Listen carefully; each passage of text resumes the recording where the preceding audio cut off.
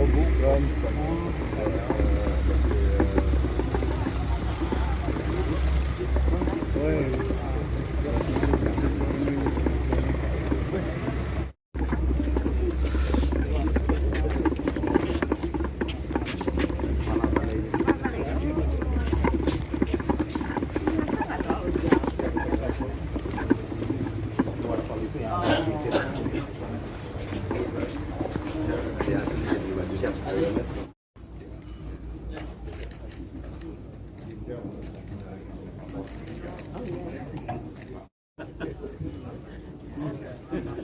Guyon aja, seribu kan.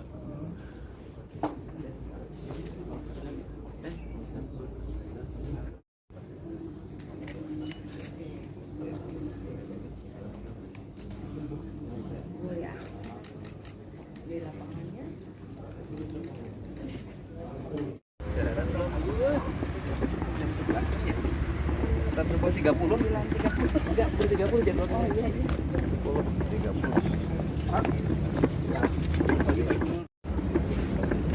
Ya, coba kita berdua.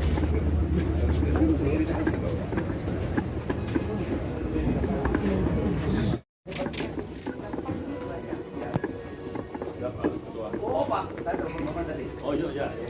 Kang, kita ke komisi yang 10 gitu. Siap. Kalau masuk lagi juga pengen komisi 4. Nantilah.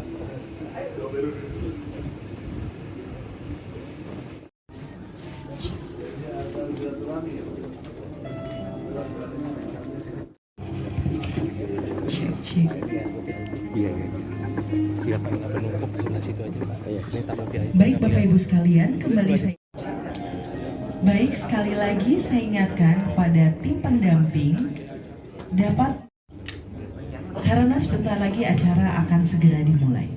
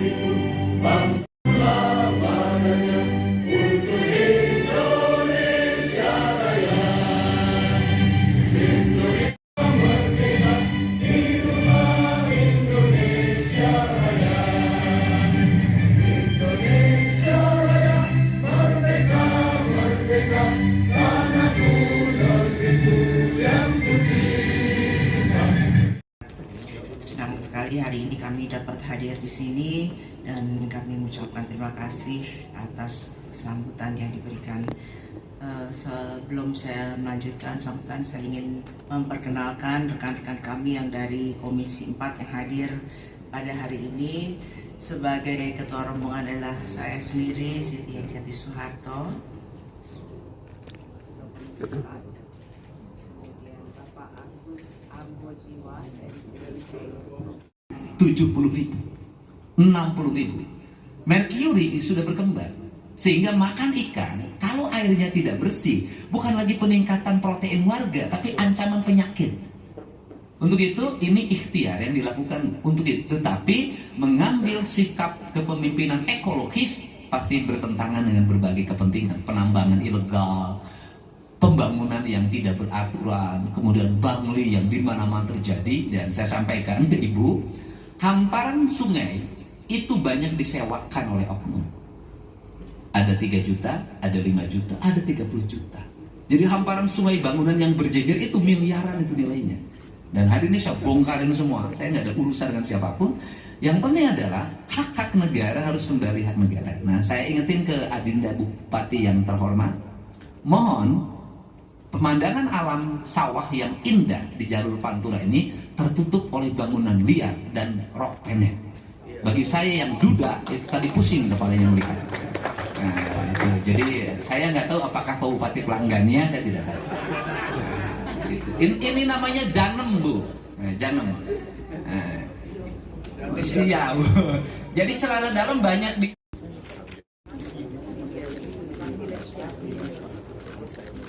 Ibu, 1, 2, 3. 1, 2, 3. Kamu harusnya bela rakyat. Gimana kan? Oh, marah ini.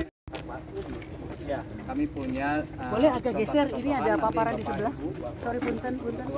Mohon maaf. Lalu ada Bioflok, ada RWF, ada HAS. Mana sambil jalan Bapak Ibu? Oke. Sorry ya, mundur dulu. Gak kelihatan soalnya. Akhirnya jadi penyakit. Ya, karena darah merah dan darah kotornya tetap. Lele. Ya. Makan sama lele. Boleh Bu. Akhirnya lelenya berpenyakit. Longyam juga sama longyam. Nah, Bapak Ibu, tahu kan TBIB Pak, cara budidaya ikan yang baik itu nggak boleh untuk mengulangi. Jadi harus ada. Nah, aku sosmed ini sekarang. Bapak jelasin. Kadang-kadang ini. Ya. Bapak jelasin nih, saya cuma bertanya. Jelasan, apa benar ikan lele itu kalau dikonsumsi bisa menimbulkan gagal ginjal? Ya. Jelasin. Baik, terima kasih Pak Gubernur, Pak KDM. Jadi lele yang lele itu punya saya jelasin dulu ya. Lele itu punya usus yang panjang Pak, 10 hari. Dia akan memakan bangkai selama 10 hari itu tidak masih deposit. Jadi hasil penelitiannya ketika masih deposit maka bangkai atau darah yang dimakan itu dia akan mengandung banyak partikulat yang mengandung logam besi dan sebagainya. Jadi kalau peternak lele menggunakan bangkai untuk makan berdosa. Dari ukuran 7-5 cm itu selama 1 bulan atau 2 bulan itu sudah bisa sekilo 10 atau sekilo 9.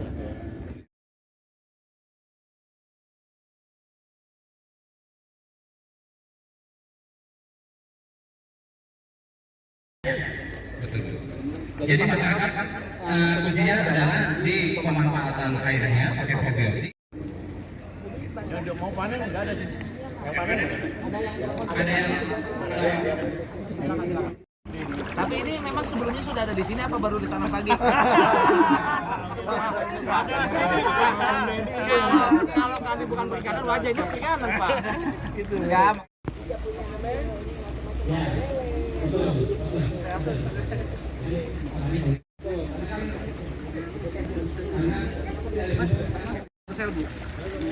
Mana?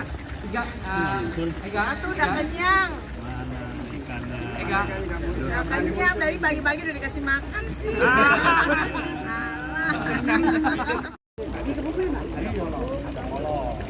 Ayo Mas. mana serapnya? Serapnya mana? Serap. Nyilem kamu situ. Serapnya kurang bagus. Yang gede enggak lem. Ayo lebihnya. Mati. Ayo lebih. Buat nyerok bibir. Iya.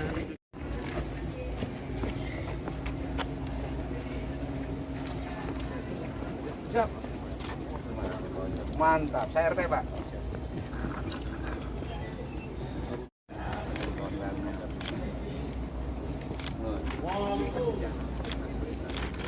Nggak apa-apa gitu, nggak ada masalah. Tapi orang-orangnya data dulu, yang kelaparan, orang mana. Nah, ya orang-orang balikin ke kampungnya.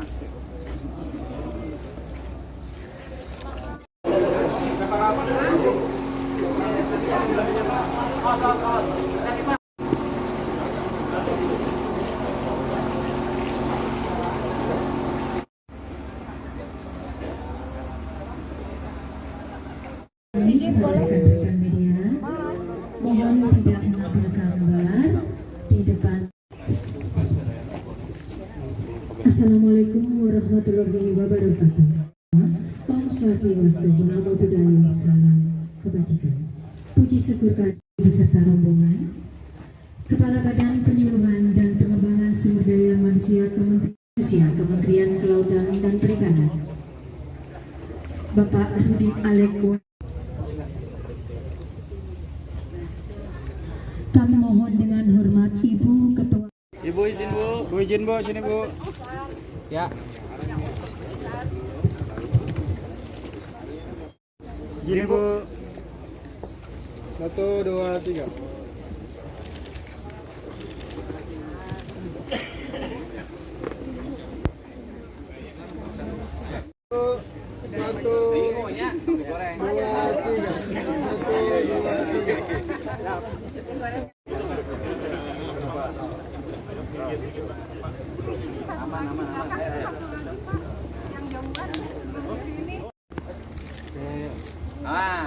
Mantap, mantap. Cepat besar lalainya. Rame. 3. 1, 2, 3. Lele mutu tiada tara.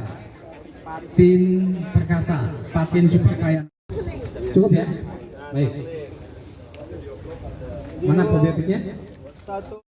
Nah, baik. Dengan apa namanya? Dengan air yang terbatas dan banyak limbah, kami mengupayakan kehilangan pekerjaan, intinya gitu kan? Kehilangan pekerjaan, yang asalnya macul kehilangan area paculnya, yang ngarambet kehilangan ngarambetnya. Gampang kan, kalau industri sudah berkembang nanti dibutuhkan tenaga penyapu yang upahnya lebih tinggi dari kuli macul. Enggak, tukang sapu ada urusan sama jarak. Ke tukang sapu daek daftarkan nyangges geus kitu.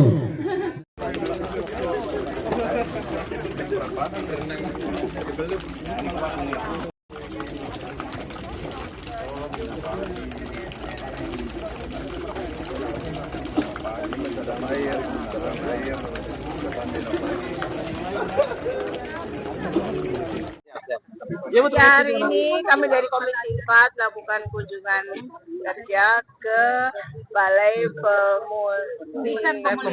Riset Pemulihan Ikan di Desa Sukamandi di Kabupaten Subang. Ini jadi kualitas dan ikan-ikan ini, ikan lele, ada apalagi nila, patin itu di kualitasnya diperbaiki ya, dan itu nanti yang disebarkan untuk masyarakat di seluruh Indonesia. Jadi ini penting sekali balai ini, mudah-mudahan bisa berkembang lebih besar lagi, bisa membagikan benih-benih yang berkualitas kepada lebih banyak lagi masyarakat Indonesia. Kendala yang dihadapi saat ini apa sih Bu untuk pemulihan atau riset ikan ini Bu? Kendalanya ini yang jawab Bapak Kepala Balainya nih. Nanti kelihatannya sih tanahnya masih ada banyak ya. Mungkin programnya aja belum masuk ke program kementerian. Nanti untuk ke depan kami Komisi 4 akan mendorong kementerian untuk memperluas lagi balai ini supaya lebih menghasilkan lebih banyak lagi benih-benih untuk seluruh masyarakat Indonesia. Terima kasih ya. Terima kasih.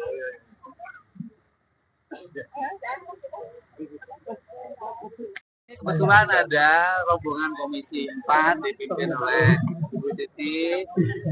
Saya mendampingi karena saya pun alumni Komisi 4 dan kita supporting kunjungan ini, mudah-mudahan industri perikanan di Jawa Barat meningkat, baik industri yang berasal dari laut maupun industri berasal dari kolam serta kegiatan budidaya yang lainnya yang bersifat teknologi.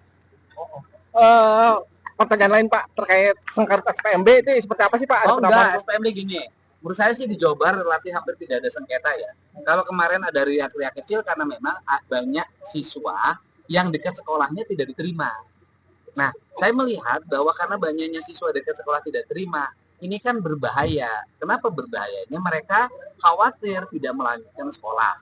Nah, sehingga diambillah kebijakan yang hari ini kelas bisa dimaksimalkan dengan angka 50. Bisa dimaksimalkan loh. Artinya bisa saja di kelas itu 25, bisa 30, bisa 35 tergantung kondisi siswanya.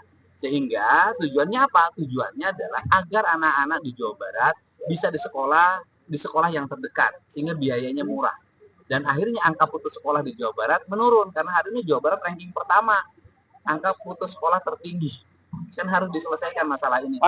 Contoh misalnya, saya di SMA Ciasem barusan, ya kan, SMA Ciasem. Yang daftarnya 586, gitu kan? Daya tampungnya 580.